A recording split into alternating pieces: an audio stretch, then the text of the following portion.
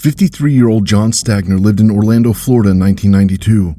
He was a hard-working maintenance employee for Orange County and was living on the county's maintenance property. During the early morning hours of August 10, 1992, deputies responded to a home on North Forsyth Road after John's wife found his body in bed. Orange County Sheriff John Mina said that John had head and facial trauma. The weapon was found in the room, a walking stick. The sheriff's office suspected John's neighbor, Ronald Cates. He had been a person of interest from the start. Cates reportedly had a drug habit at the time and would often borrow several power tools from John and pawn them to buy drugs. John had confronted him about it and asked him to return the tools. On the day John's life was taken, detectives went to Cates' house to speak with him about the case, but he had his daughter lie and say he wasn't home. Investigators later learned that he was hiding under the home that day.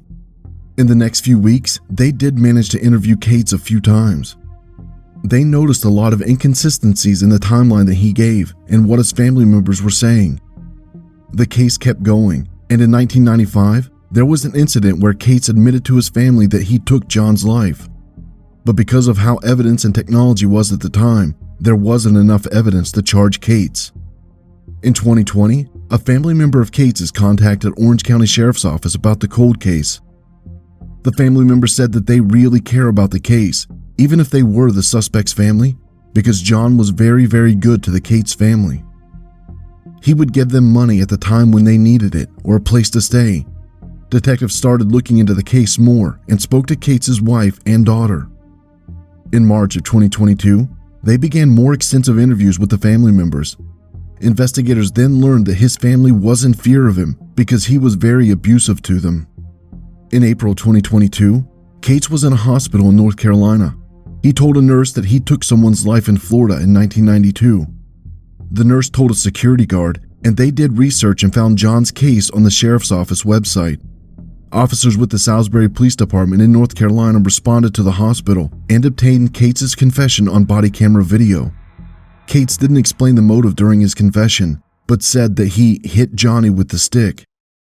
Investigators were able to confirm from Cates' family members that he used a walking stick to get around, and that he owned the one that was found at the crime scene. Detectives then had enough evidence at that point to interview Cates again and charge him. Cates was arrested on August 5, 2022, and is being held in a North Carolina jail, waiting to be taken back to Florida. Orange County Sheriff John Mina said the sheriff's office started its cold case team in 2020, and since then, the team has solved 13 cases dating back to 1984. On July 17, 1992, a farm worker in San Mateo County, California found a woman's body near an irrigation pond. An autopsy showed that the victim passed away due to blunt force trauma from a flat object to the back and left side of her skull. She was identified as 25-year-old Juliette Rivera. Juliette lived in Alameda and worked as a legal secretary. She had been reported missing by her family 10 days before her body was found. Her boyfriend, 50-year-old Abraham Rivera, soon became a suspect. He also went by the name of Gregory Mark Rivera. The Alameda Police Department and San Mateo County Sheriff's detectives questioned Rivera. They noticed numerous inconsistencies with the statement that he had made. They also found other unnamed evidence connecting him to the crime. An arrest warrant was issued for Rivera on August 7, 1992, but by the time they went to arrest him, he was long gone. Detectives found his apartment in Alameda abandoned. Juliette's case was featured on an episode of America's Most Wanted soon after Rivera disappeared. Rivera was added to the website Northern California Most Wanted, that is run by the Northern California Regional Intelligence Center, aimed at enlisting the public's help in finding individuals wanted by law enforcement. On the website, it said that Rivera has a U.S. Army background, and he has auto mechanic experience. He loves to talk about his times in Hawaii, and has been described as a person who loved the Bay Area, and likes to attend social events and local bars. The breakthrough in the case would finally come in May of 2022. A transient man who was known as John Paul passed away in Merced County, California. A coroner then ran the man's fingerprints in order to locate his next of kin. Results showed that the man was actually Rivera. It turns out that Rivera used his brother's name and lived a transient lifestyle to stay under law enforcement's radar. He and his brother would often swap identities to keep law enforcement guessing. The San Mateo County Sheriff's Office had this to say in a statement. Based on this investigation with the identity of suspect Abraham Rivera, aka Gregory Mark Rivera, aka John Paul, finally located and now deceased, this case is closed. Public Information Officer Lieutenant Eamon Allen said, "Here at the San Mateo County Sheriff's Office, a cold case does not mean a closed case. We investigate all cases thoroughly. Investigators are hoping that someone will come forward to shed light on why Rivera did what he did. Anyone with additional information pertaining to Juliette Rivera's case is urged to contact the San Mateo County Sheriff's Cold Case Unit at this email address."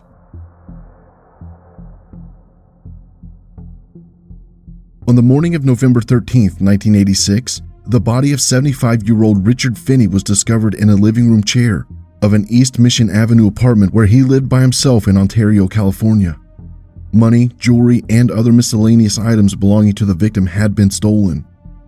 Knives, fingerprints, and blood belonging to the suspect were located inside Richard's apartment by investigators at the time. Unfortunately, the case went cold until technological advances allowed for further examination of the evidence. The case was reopened in 2016. Investigators resubmitted the bloody handprint and a fingerprint found on the knob of a sink inside Richard's home. This time, they found a match. The fingerprint matched that of Nathan Eugene Mathis.